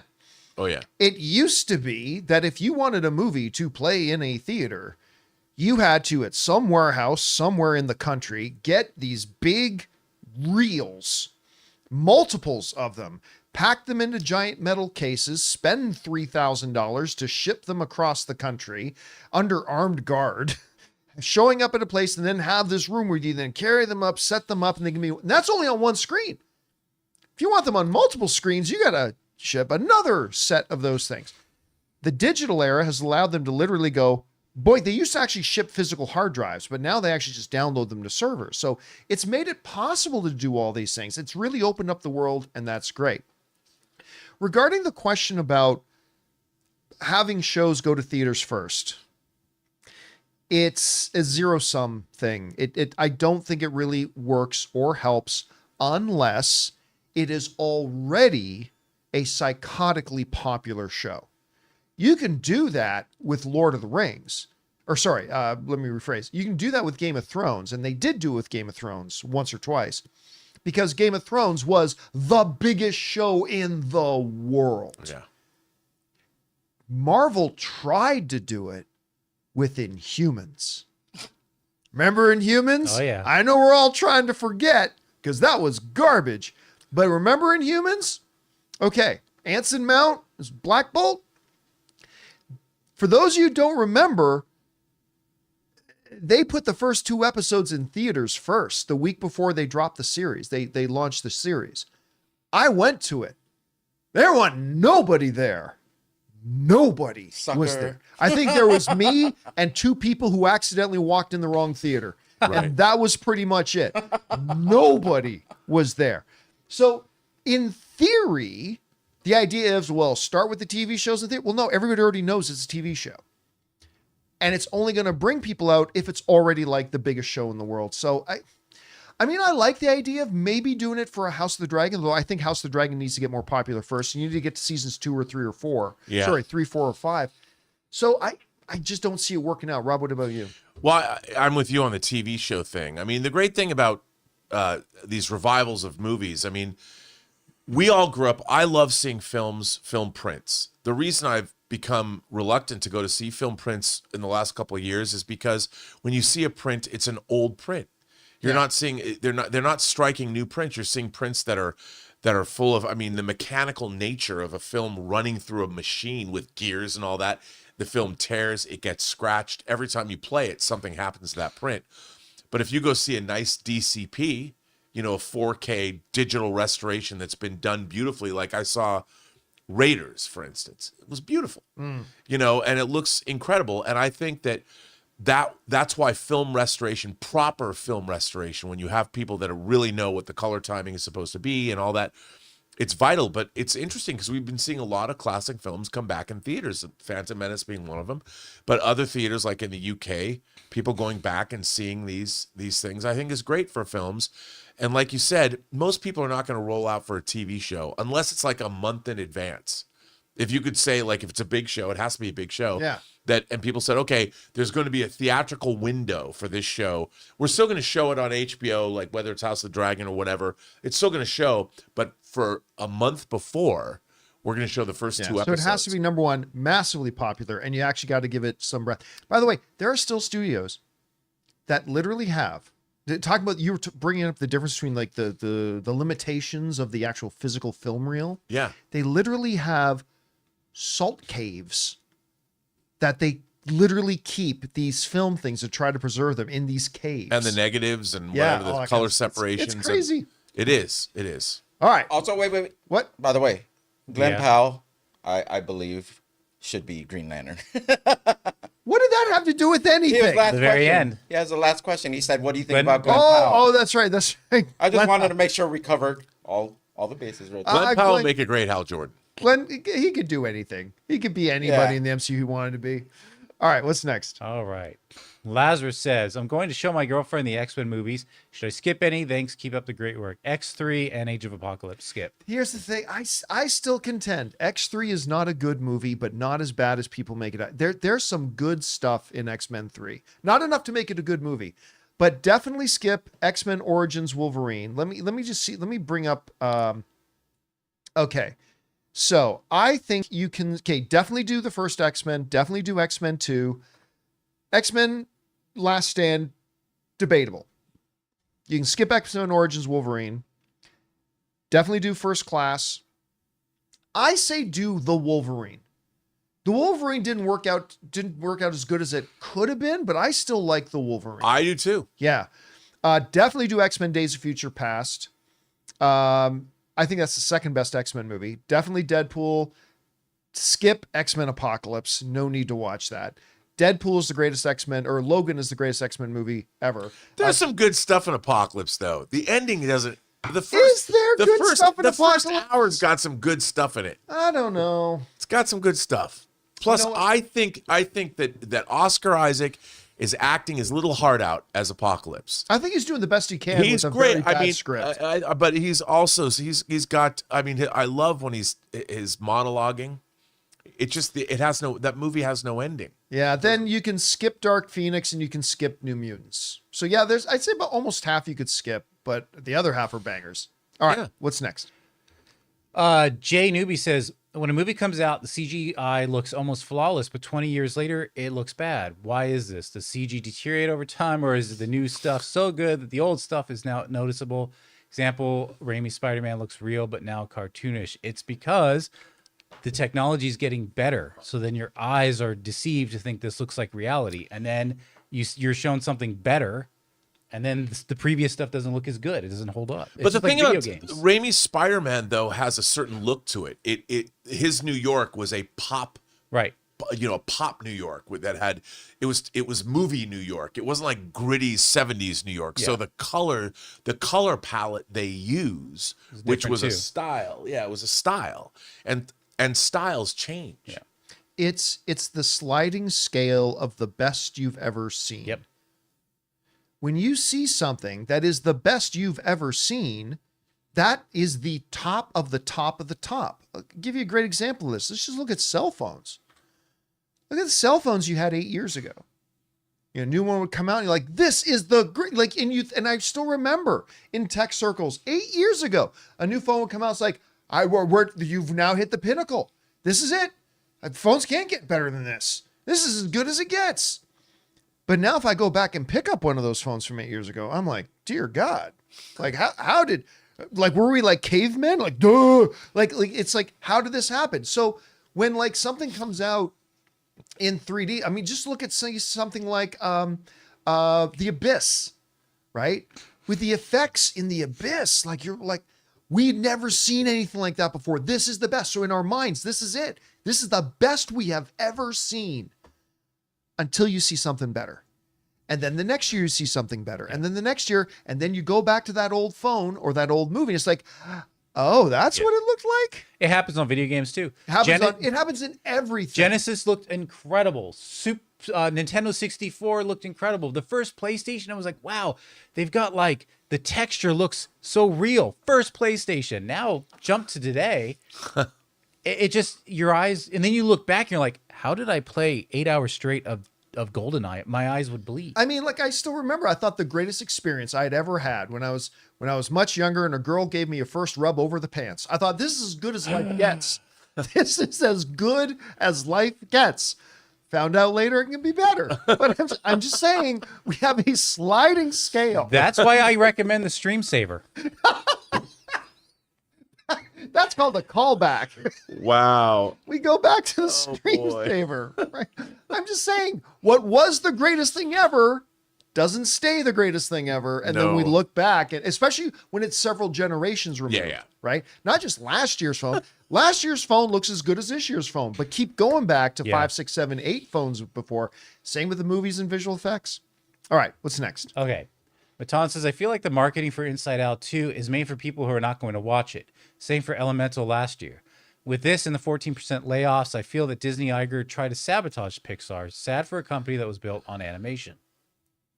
Did you just say Iger is trying to sabotage? Yeah. The 14% is a cut to save it. No, the 14% is removing the staff that got added to when Chapek was trying to turn Pixar into a streaming network content mill. Yeah, a mill, yeah. Now they've gone back to focusing on feature films. Iger is trying to remember, it was under Iger that Pixar achieved its pinnacle and its highest glory. It's under Iger that it will get back to that. And I think Peter Docter is the guy. He can do it. I think Peter Docter is the guy to do it. So no, Disney is absolutely not trying to sabotage Pixar. Chapek was a little bit. He was trying to turn them into a content mill for Disney Plus, but they're getting back to what they should be, and that's the important thing here. All right, what's next? Tristan Thorpe says, The Acolyte is right around the corner, and after those 2 trailers, I'm still underwhelmed. I'll give the 2 episodes a shot, but not watch it week to week, and maybe just binge. Hope it's good because I like the showrunner. I love the showrunner, which is part of the reason why. And by the way, I like the cast a lot too, which is the showrunner primarily is why I've been so excited about it. I, like you, have been very underwhelmed with the trailers. Now, I've seen a lot of crap that I've been underwhelmed with the trailers, and I ended up loving it. I hope that's the case here. So, here's the thing. It's Star Wars, so I'm going to watch all of it. It's live action Star Wars, so I'm going to watch all of it. You'll probably hear me give a review of the first 1 or 2 episodes, but if I don't like them, you're not going to hear me talk about The Acolyte again. Like, I'll watch the first 1 or 2 episodes, and then I just won't talk about it. And I've done that a lot. I've done after shows where I've started with an after show and then I say, guys, I'm not doing any more episodes of the after show because I didn't want to complain about it anymore. I'll just say this. I hope it's good. Because if it is good, in the same month, we're going to have The Acolyte, if it's good, The Boys, and House of the Dragon. Dude. All running at the same time. In 1 week, Ray, you're going to be doing a lot of barbecuing over here because we're going to have 3 nights a week that we're going to have like premium great television.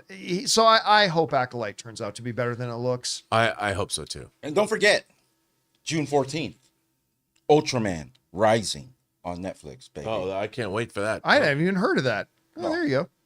I'm just saying. Ultraman Rising. All right, what's next? Tristan's back and says, caught up with Rebel Moon Part 2. And as a whole, I think Rebel Moon is Snyder's second worst movie in his filmography, Sucker Punch being the first.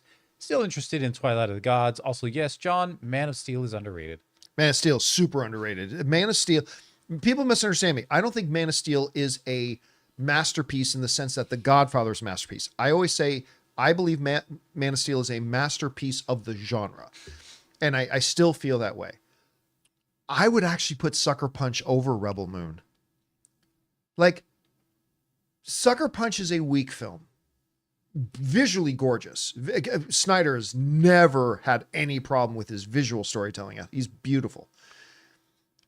But I didn't yell at my screen every 5 minutes that I was watching Sucker Punch. Like, I wanted to yell every 5, like, who says that? Why do we have 7 minutes of exposition again right now? Why did they, like, I find myself screaming at the television so many times watching Rebel that I got to put Sucker Punch above it. I do. So, all right, what's next? Okay, well, bad time for me to take my hoodie off.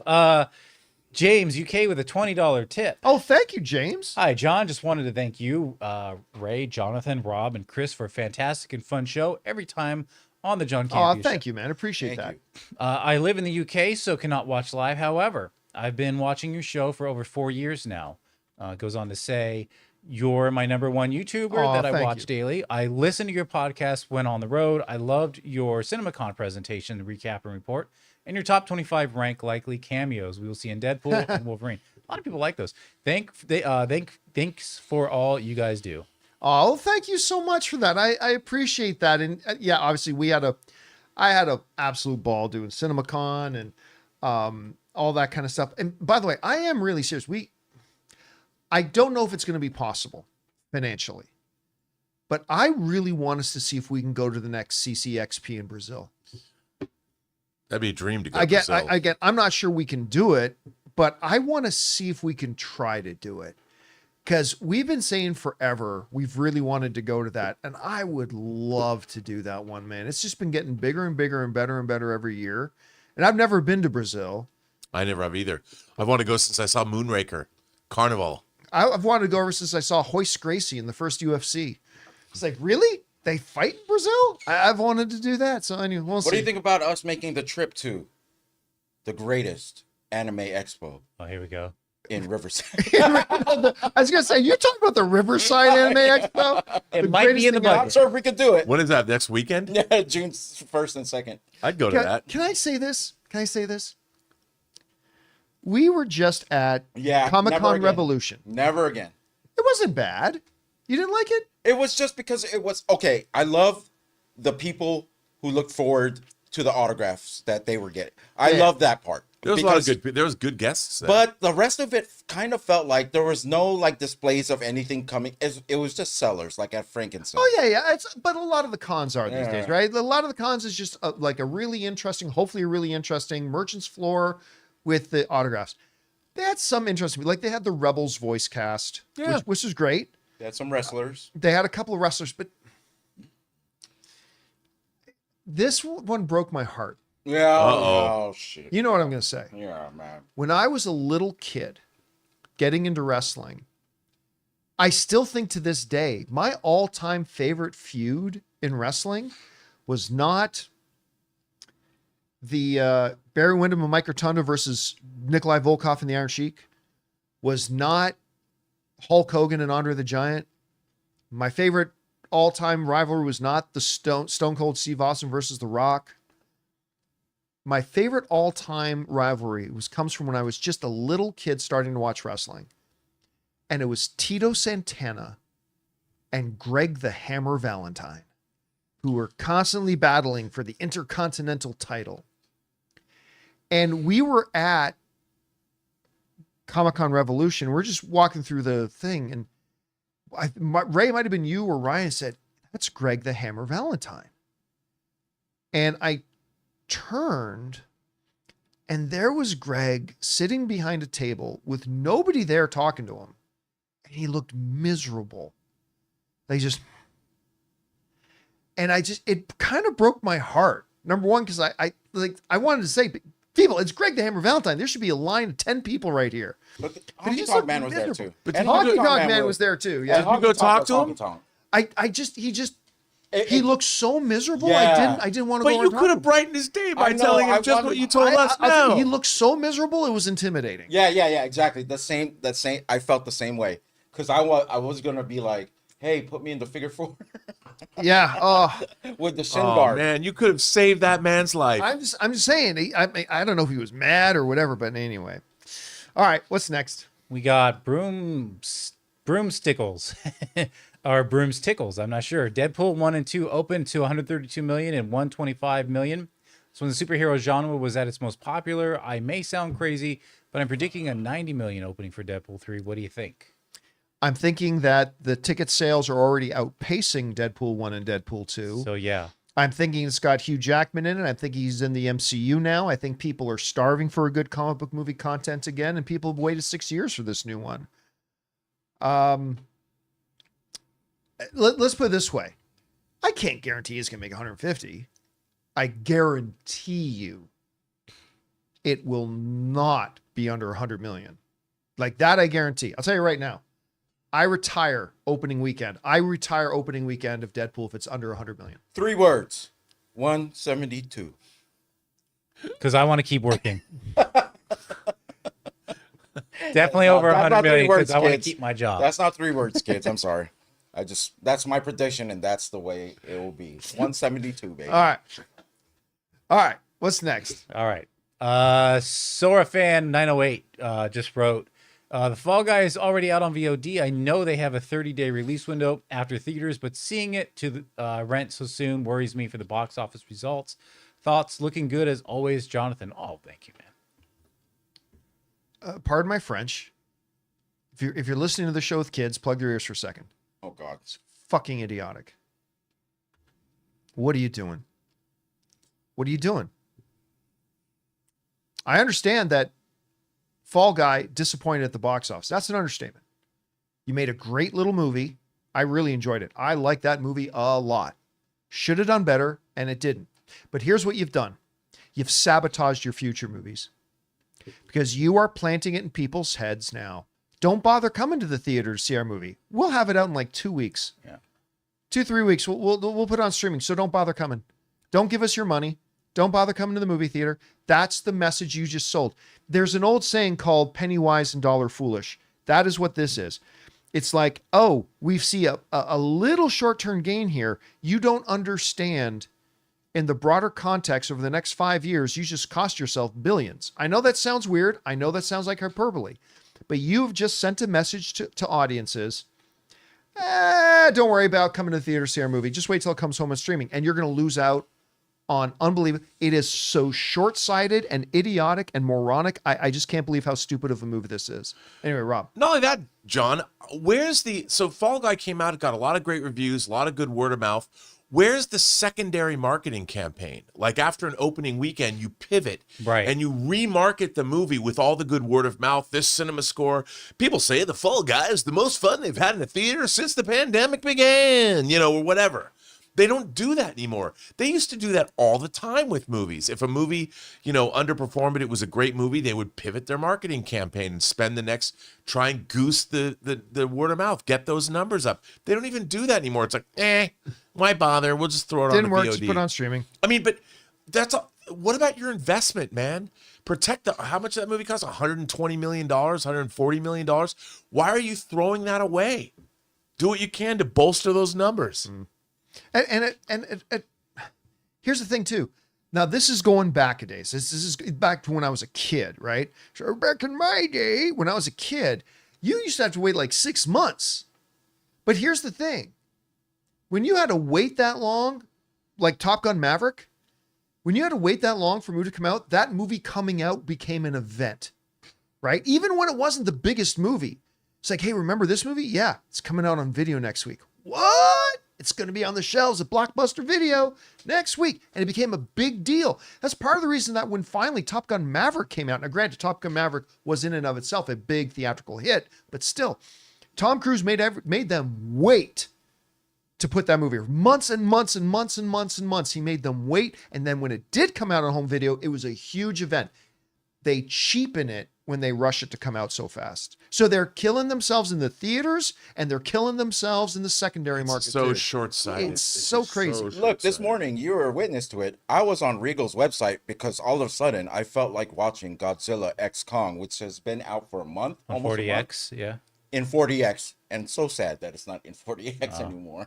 Well, they only have so many 40X screens. Yeah, but so I'm not. But there's like Elemental, how it had that run where the opening wasn't great. You just left it a little long in theaters, where word of mouth started to build a little bit, and people went to go see it. I don't think They didn't Dune give it was that done. chance. I think Dune would have eked out more money. Oh yeah, Dune would have definitely eked out more money. And when you did put it out on streaming, because now it's like, oh, that's neat. It's out on streaming now. If you had held off on that till say, I'm not saying wait a year, but you hold off on putting that out to say like August or September, then it becomes Dune's back, baby. Like it becomes a bigger deal. Now they cheapen it.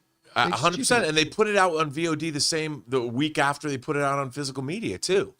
I mean, it was interesting that they had a built-in ecosystem of how this stuff worked, where you're over the course of say a year, you could be squeezing money out from a movie, especially if it had a big theatrical release.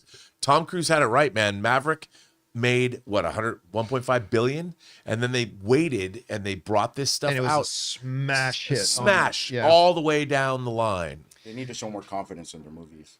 All right, what's next? Wesley Cunningham says, I'm hoping Fast 11 does go back to its roots, like y'all said. Never saw Point Break, so that original felt uniquely awesome.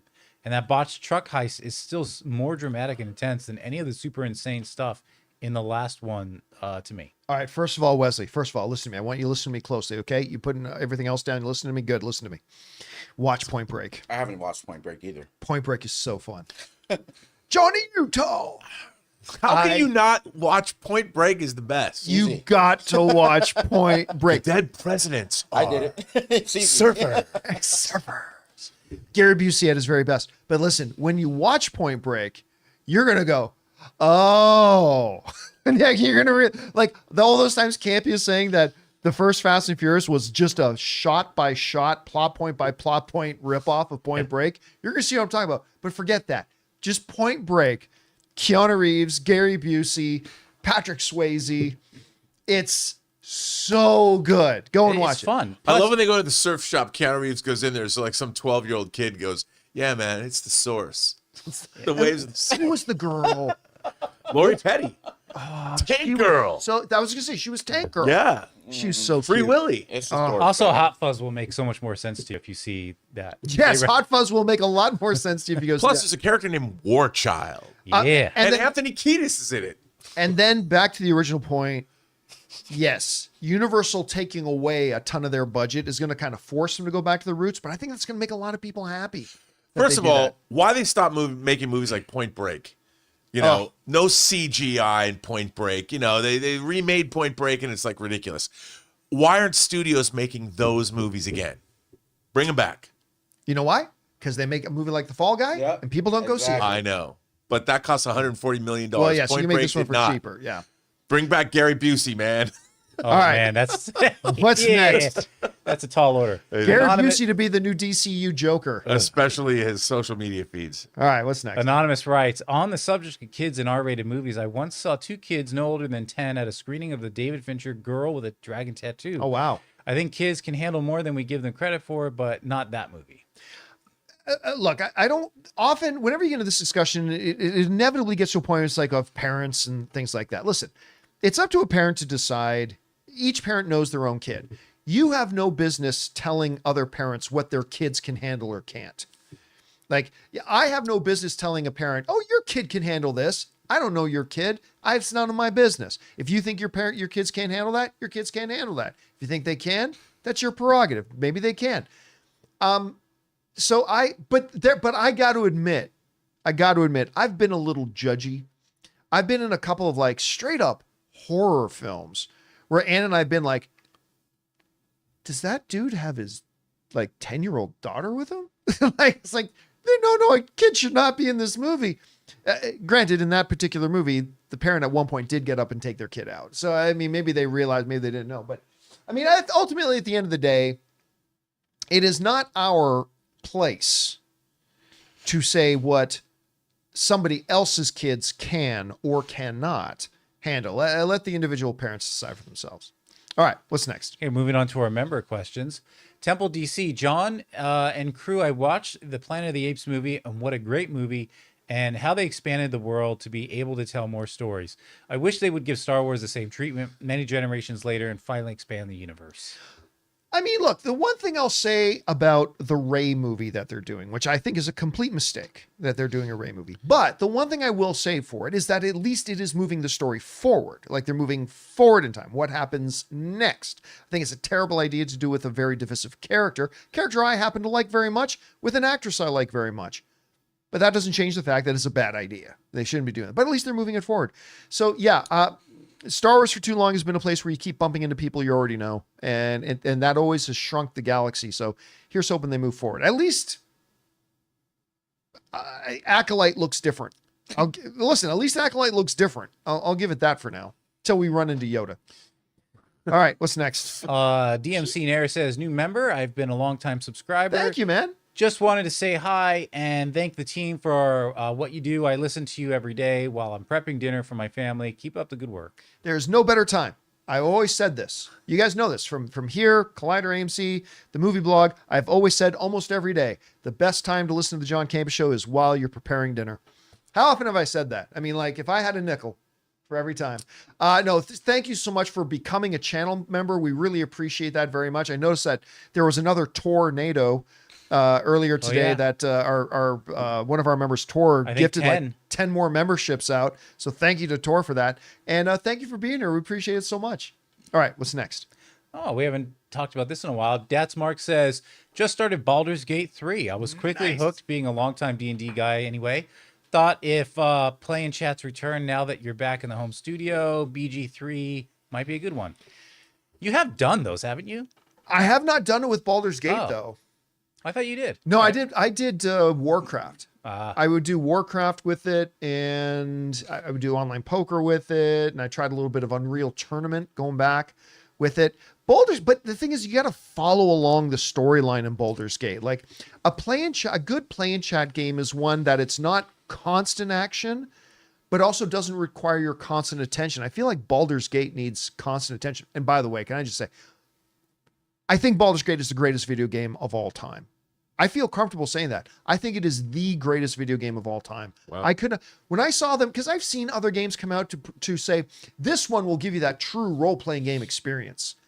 And there have been good ones. It's not until Baldur's Gate came out that's like, oh my God, this is a true role-playing game experience. The most expansive, immersive game I've ever played. It's so good. I'm so glad it won Game of the Year.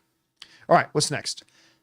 CJ Reverses finally saw Mad Max Fury Road, and now the trailers for Furiosa make more sense. Yeah, that's how that works. Because before, I wasn't too fond of the first trailer, but now I get it. Tom Hardy, Charlize Theron, and Nick Holt were just great. It gave me vibes of Death Race mixed with Dune. Look, I'm going to say something a little unpopular. Okay. I did not think, like I remember when Fury Road came out, it was the rage. And make no mistake, I like Fury Road very much. I really enjoy that movie a lot. It almost formed a little religion around it when that movie came out, there were people making a case, this might be the greatest movie ever made. I was never there. I didn't think it's a top 20 film of all time, but I really loved it. It's a fabulous movie. I know you really like that movie a lot. I do. I really like that movie a lot. I'm a huge George Miller fan.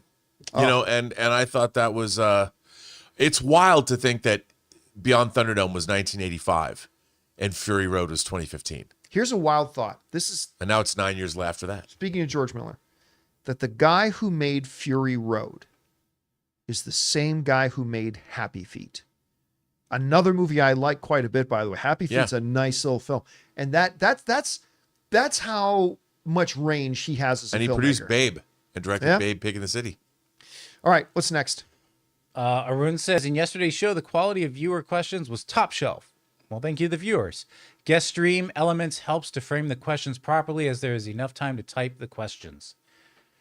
Well, we've tried. Oh, I see what you mean, because you're not in a rush. You can do it at any time. Yeah, and the great thing about us using the tip link now instead of Super Chats is that, you know, we said before, like over 80% of our audience can't be here to watch the show live.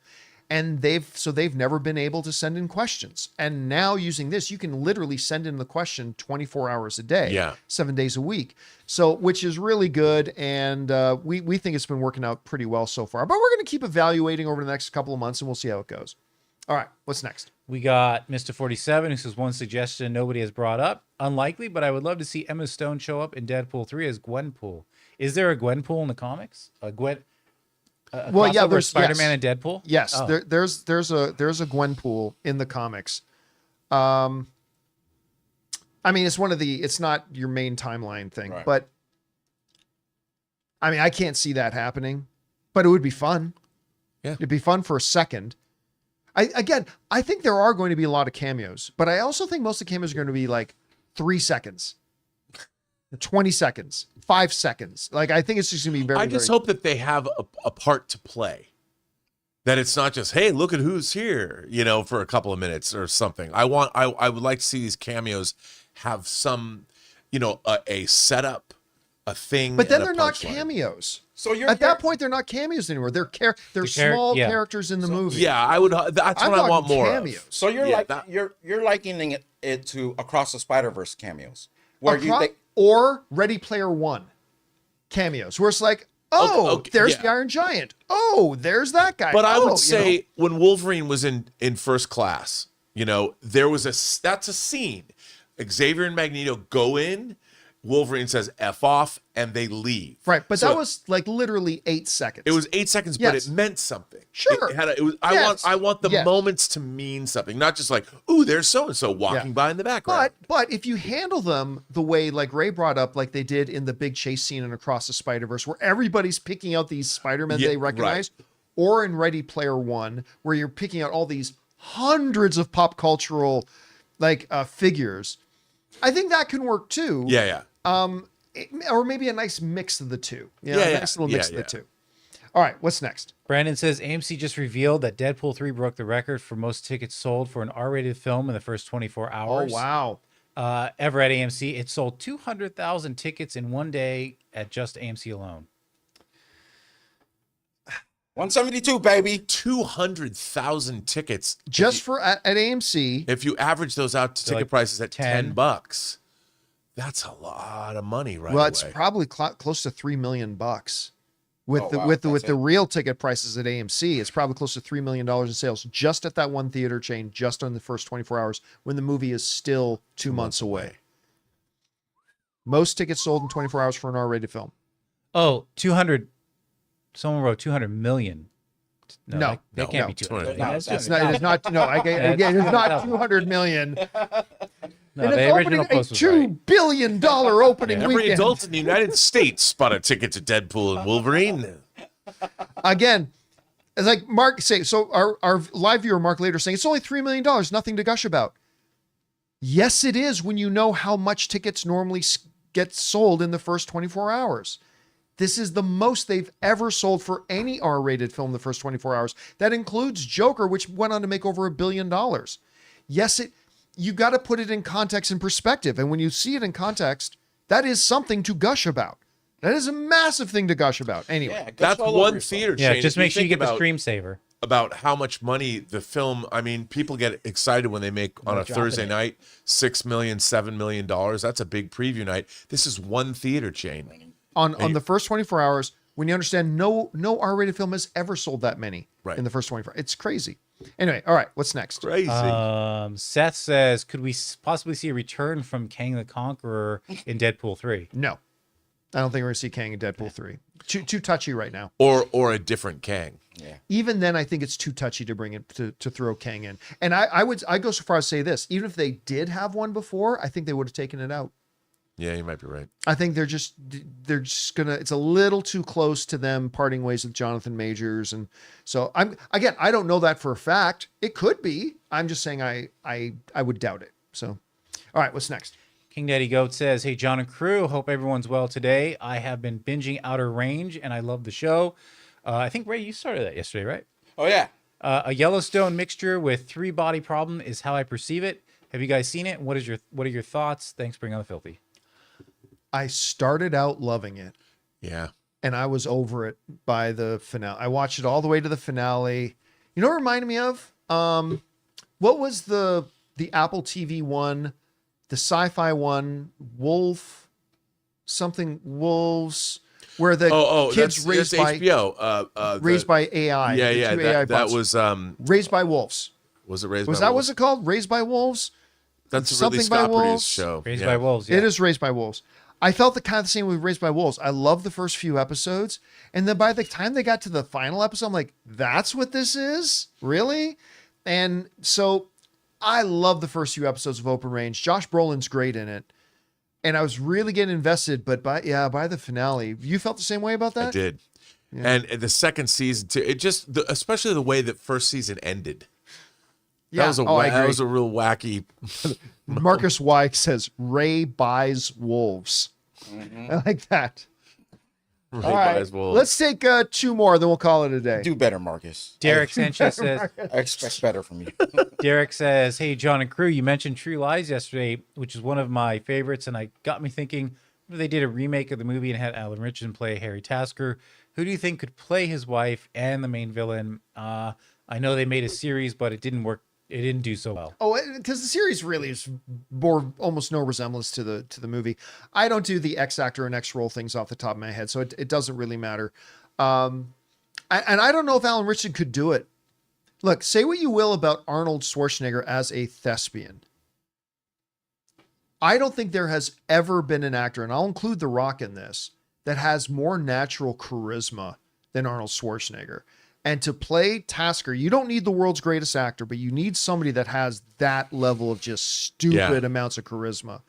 And I love Alan Ritchson, but I don't think Alan Ritchson is Arnold Schwarzenegger. So I don't know. It's hard for me to picture, but True Lies is my all-time favorite action film. Tia Correa in that, my goodness. And Tom Arnold's great.